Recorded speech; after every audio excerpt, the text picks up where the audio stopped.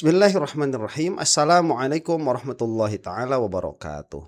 Alhamdulillahirabbil alamin wa sallallahu ala sayyidina Muhammadin wa ala alihi washabihi wasallam. Amma ba'du. Nominal sayembara ijazah SMA-nya Gibran semakin meningkat. Saat terakhir saya berbicara mengenai hal itu, uangnya 1 M berapa begitu ya. Baru saya posting, udah ada yang komentar, udah lebih sekarang, 1,3 katanya.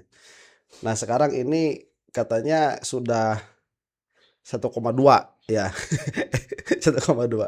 Udah 2 miliar mungkin ya. Saya bikin video ini mungkin nanti nambah lagi. Wah ini memang banyak. Dan Termol sudah mulai kepanasan. Ya, ada yang mengatakan ini adalah sayembara bodong karena tidak ada uangnya. Padahal sudah jelas ini uangnya belum ditransfer ya, karena supaya tidak masuk ke dalam pengumpulan dana ilegal. Dan juga Termol itu selalu mereka itu gagal paham terhadap substansi permasalahan. Sayembara yang ada ini merupakan sebuah kepastian bahwa Gibran memang tidak memiliki ijazah SMA atau sederajat. Itu.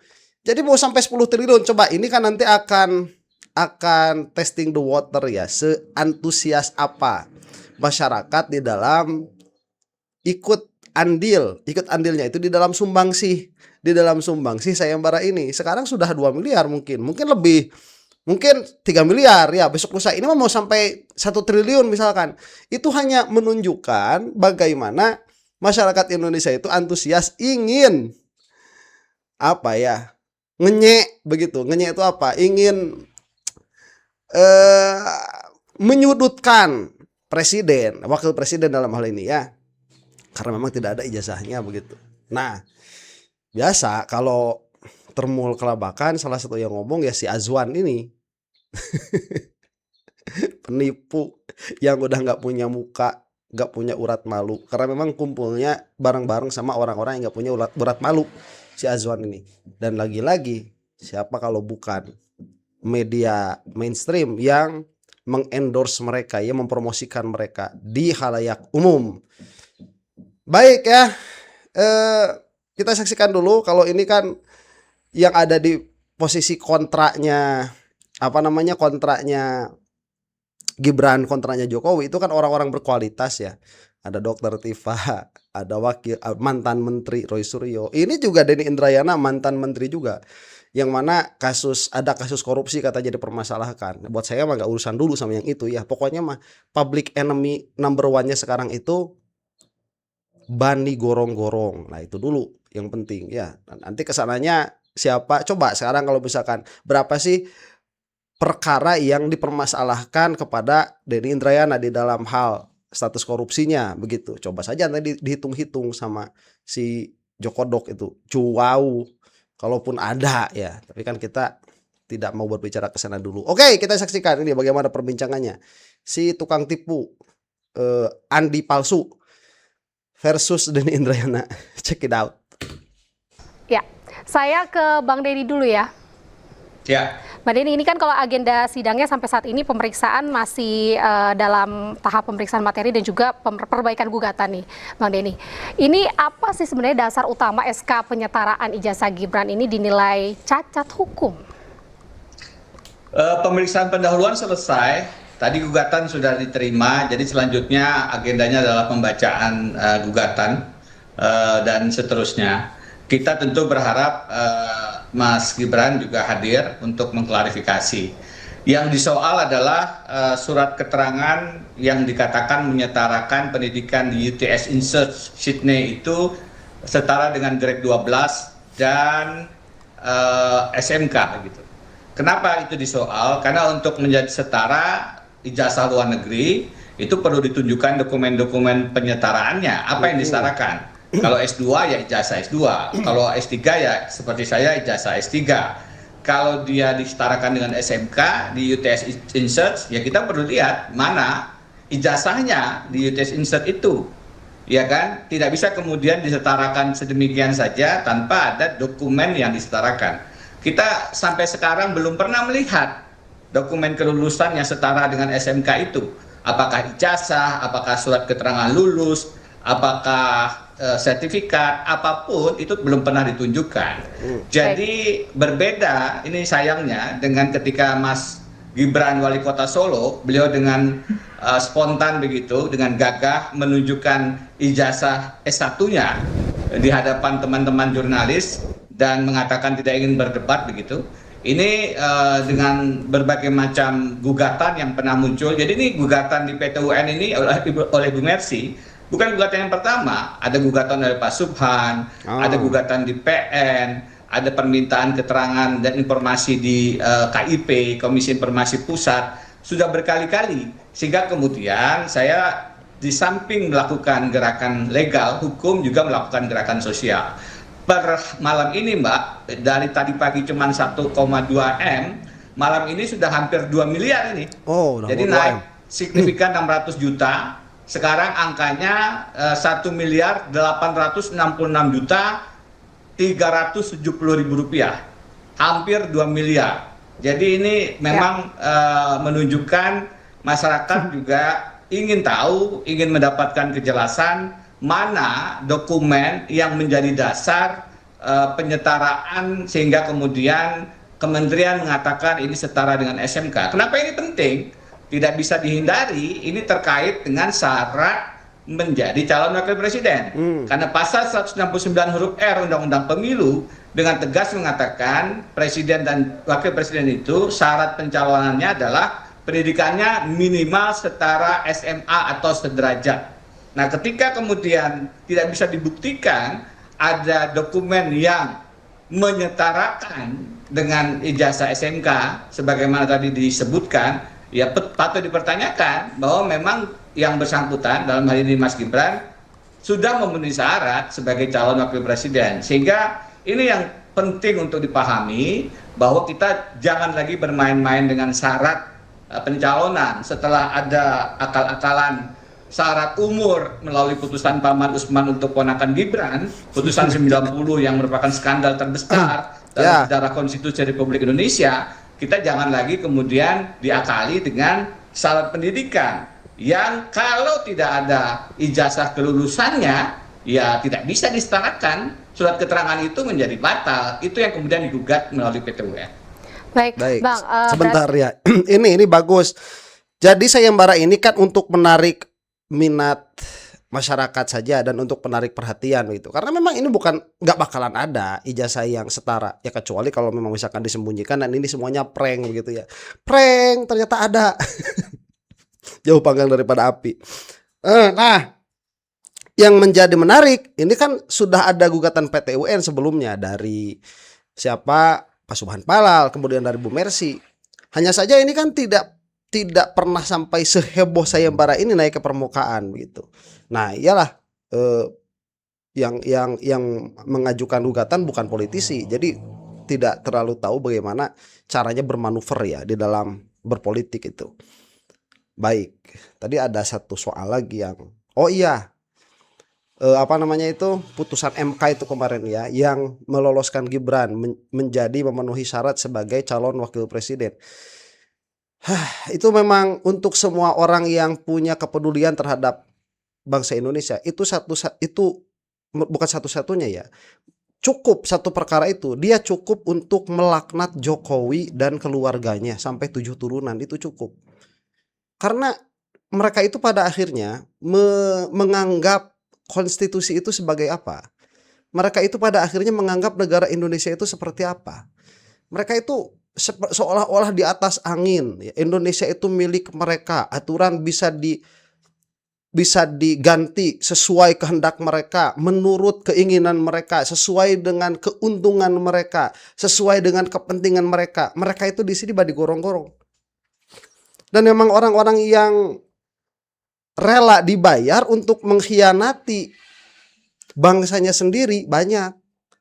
Nah, sehingga kejahatan, coba lihat Gibran sekarang ya, jalan-jalan ke NTT disambut, kan bodoh yang menyambutnya itu sudah jelas merupakan produk haram konstitusi.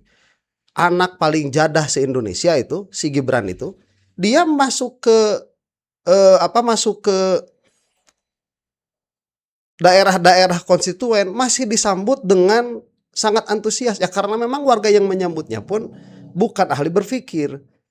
Jadi kalau kita simpulkan bahwa Gibran ini merupakan siksa tersendiri bagi bangsa Indonesia yang tidak peduli terhadap komunitasnya sendiri, yaitu negaranya, saya kira wajar ya.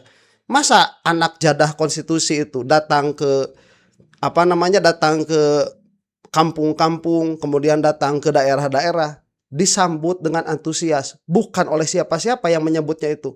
Ada yang mahasiswa, ada yang pelajar, ada yang pegiat politik, pegiat hukum. Itu menyambut dengan antusias lah kan.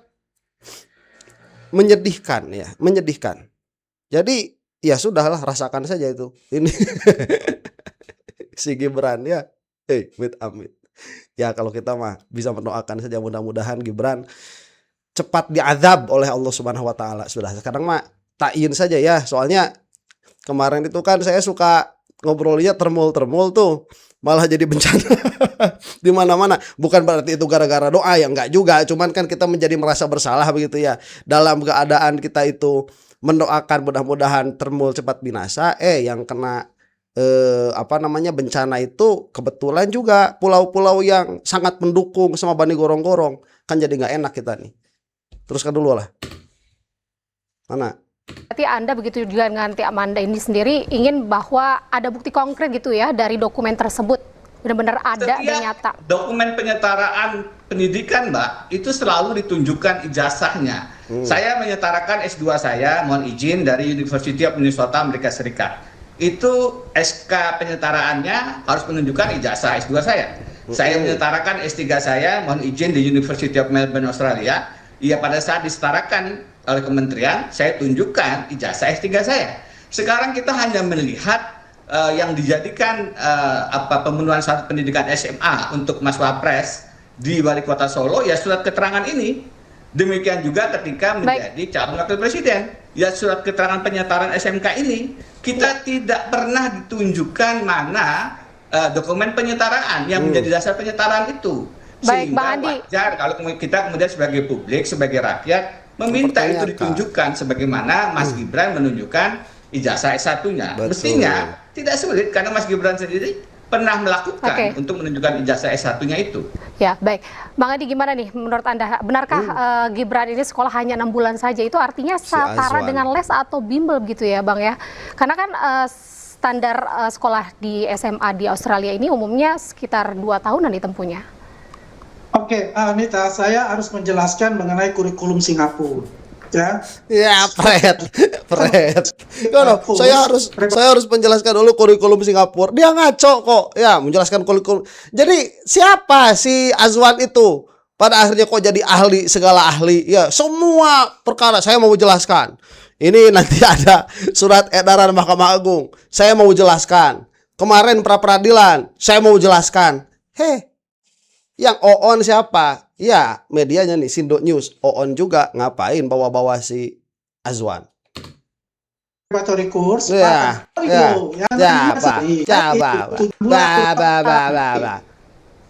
itu loh. Itu sudah selesai secara produk. Sudah selesai, nggak ada. Kalau sudah selesai, berarti semua yang dikatakan sudah selesai itu bisa dilihat selesainya.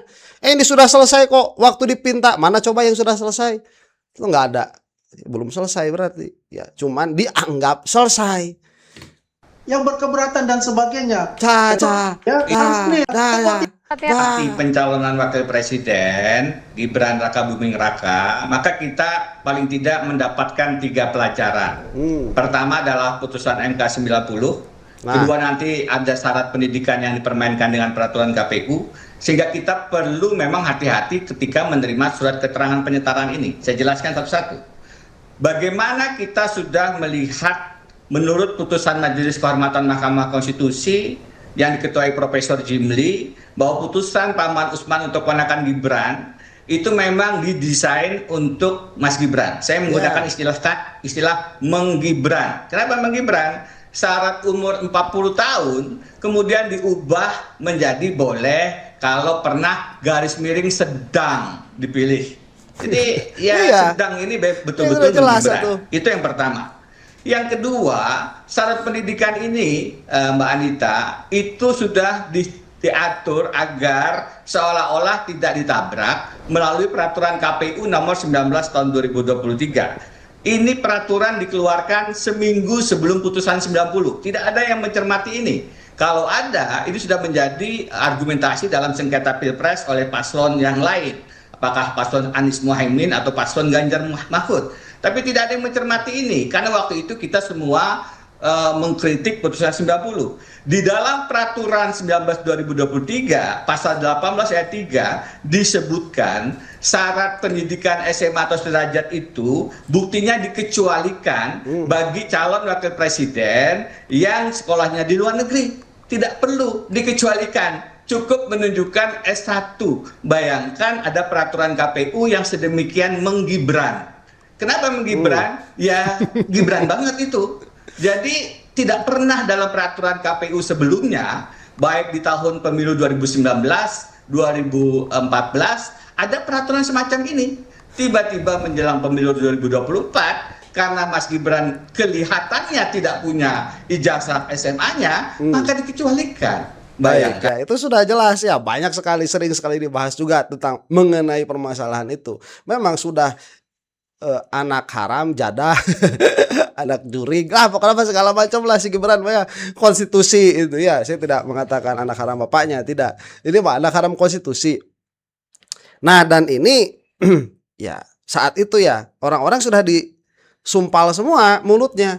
Makanya tidak ada yang bisa berbicara sih, tapi memang tidak memiliki kekuatan karena semua kekuatan sudah disumpal oleh Joko Widodo. Jadi dia itu tidak akan pulling the string ya. Bagusnya politik Jokowi nih. Dalam pengertian bagusnya itu strateginya memang memang edan begitu ya. Jadi semua itu kan dia cocok dulu tuh. Dia apa ya kalau kata orang Sunda dipenet. Yalah dicocok lah ya begitu.